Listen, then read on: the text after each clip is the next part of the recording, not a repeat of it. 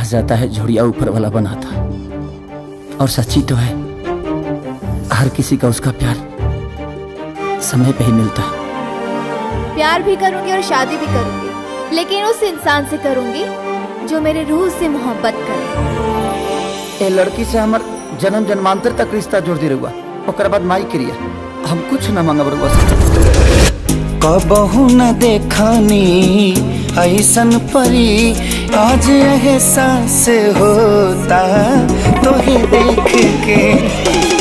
आठवा अजूबा बनवले हरी, आज एहसास होता तोहे देख के।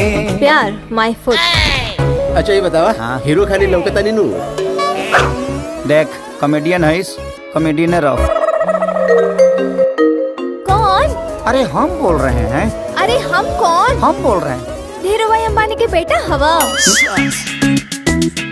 अच्छा बेटा, तो हम तुमको लपेटना चाहते थे, तुम हमी को लपेट। मान जाओ सीधे से बता रहे हैं, पहली बारी लड़की,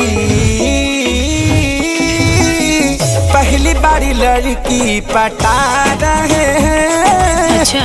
इसलिए थोड़ा छटपटा रहे हैं। पहले गलती से फोन लग जाई, ओकरा बाद दोस्ती हो जाई, और छोटी सी मुलाकात के बाद उस सब हो जाए जौना के पीछे लड़का लोग हमेशा पागल रहेला।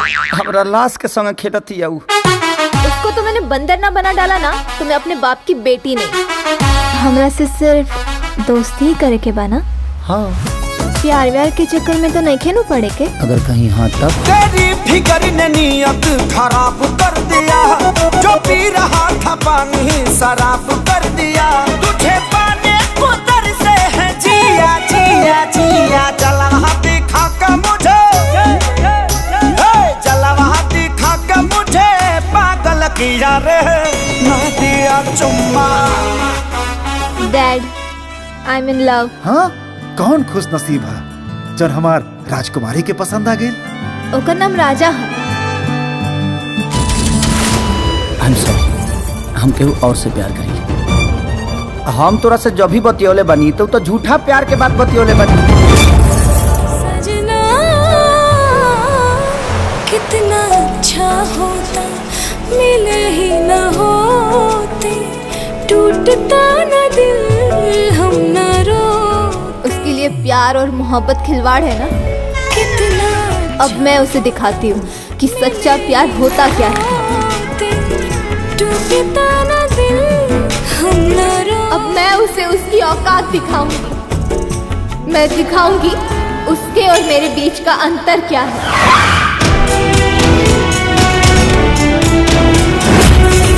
प्यार की यादों निभाना सनम। अब तक मैं तुमसे झूठ बोलता आ रहा, मुझे माफ कर देना।